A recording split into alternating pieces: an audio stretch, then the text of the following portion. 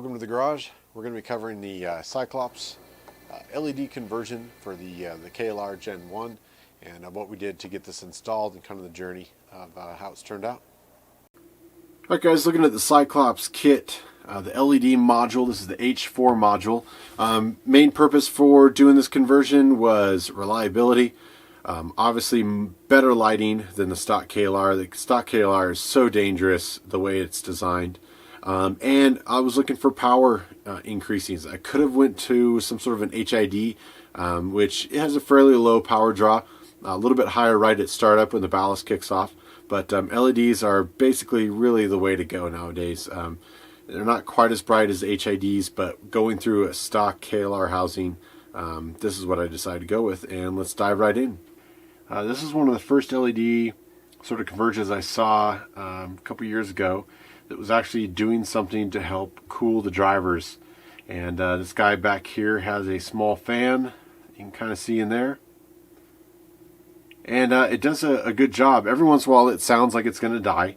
It makes kind of funny noises, but it's been kicking for over 2 years and 20,000 miles now.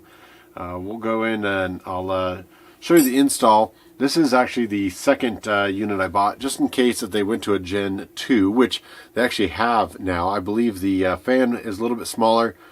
Some of the driver circuitry is out in a secondary pigtail now. This older unit goes directly to the headlight connection.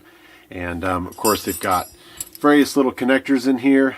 First thing I had to do was, the way the KLR works is there's a small little retention ring that comes and fits back here, and due to the fan here I just couldn't use the stock system. So what I did was, because the light actually screws into here, you'll see that I just epoxied this little piece right into the light bucket. So due to the KLR's sort of spring retention ring that uses to keep the standard H4 base plate in the housing, instead what I'm going to do is just take this housing, which is actually a nice firm fit, and I'm just going to epoxy it in there. You can see the screw hole there, which will attach the light to the housing by that screw, so it'll still be a secure fit. The downside is I will not really be able to easily back this out and do a standard halogen bulb. This would kind of be permanently as an LED module sort of. I will try to pick up a second one just as a backup, or if I change my mind or something happens. But for right now, this is going to be kind of a semi-permanent setup. So here we go. We're going to use the Gorilla Glue epoxy. Sets up in 5 minutes. One of my favorites. I always carry in my kit. Kind of works on everything. So with this in the light bucket, LED slipped in there. Small screw went into there, and it's been absolutely trouble-free ever since, for 20,000 miles. We'll go over the kind of before and after shots. Be aware that this first section of video is the stock KLR headlight, which is horrible, and it literally, unless you turn your screens up, you won't be able to see it at all until I really go to high beam, and you can see there's a little bit difference in the high beam. Alright, this is stock low head beams. I've got this on night mode, manual focus. I've not adjusted the exposure at all. What I'm trying to do is I'm holding it down in front where the light would normally be shining on the driveway. If I lift up on the lens so it illuminates this fake deer, and I zoom in, it kind of gives you an idea. Again, I have this on manual focus to the 50-foot mark, whatever that's out there, 100 feet. So there's a fake deer and kind of a fake well out there, and that's how much that gets lit up. Let me move up to high beam here.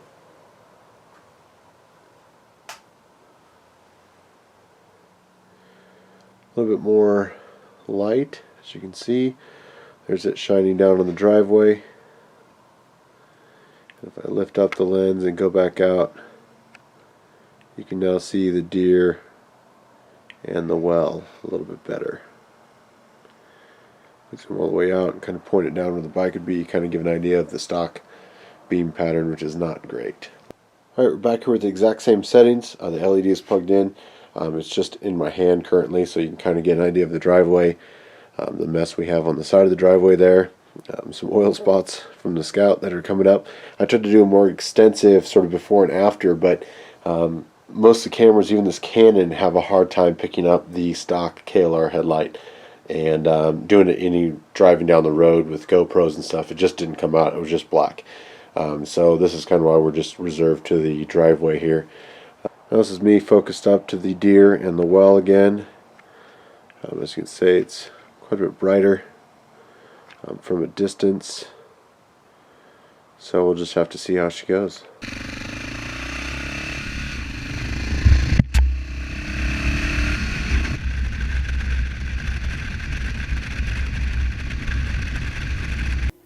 Well, there you go. That was a setting on the camera that basically most represented what the eye was seeing. I could have overexposed some pictures, and you could have seen the low light of the original ones a lot better. But the other thing to remember is in the stock KLR housing, high beam on here, it doesn't really reflect that much more light. I believe it's only turning on one more LED on these large LED drivers here. And then keep in mind also that the new Gen 2s that are out now, I believe the fan base is a little bit smaller. They're also using the XML2 LEDs, which is a little bit smaller die.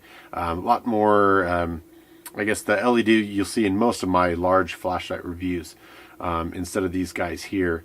But and it's also, I think, pushing 3,800 lumens, both on the high and low beams. So if you have more of a composite headlight, a newer style, you're going to see a lot more benefit for the LEDs here. And I believe the new ones also come with some sort of a shield that helps direct kind of a non-glaring low beam, things like that.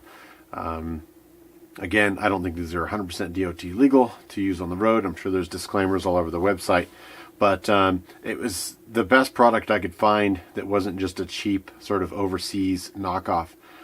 They'd done their research, they'd done their homework, and this little guy is still kicking after 2 years, 20,000 miles of backcountry use. So this was the second one again I picked up, merely because I was worried they were going to change something down the road, and since I was gluing in and epoxying in things in to make it somewhat of a permanent install, not easily reversed, then I've got a second option. But the other one's been kicking and going strong.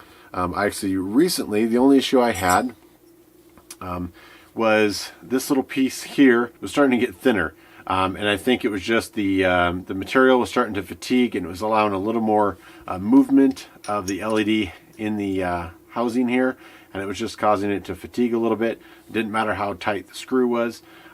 So I put a small little bit of a epoxy, and I permanently installed the other one. Now I probably should have swapped it out for the newer one, but I think that'll still be easily backed up. I think I can get the epoxy off down the road, but it does make it a little bit harder if you're on a road trip and you have an issue to just throw in something from a Napa auto parts store. Well, guys, I do recommend the Cyclops Adventure Light. They've been doing a lot of off-road hardcore enduro lights for years. They've been getting a little more press lately for their headlight modules, and I think they're doing a good job. The newer one definitely looks better.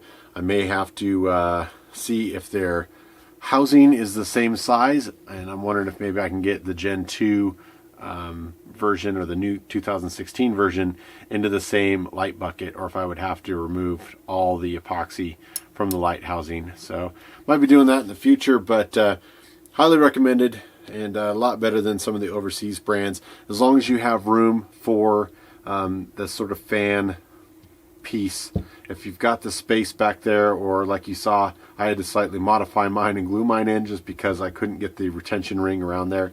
And also in the last couple of years they've increased basically bike model specific kits. So if you have a certain bike, go look, and they probably have a kit designed for your bike.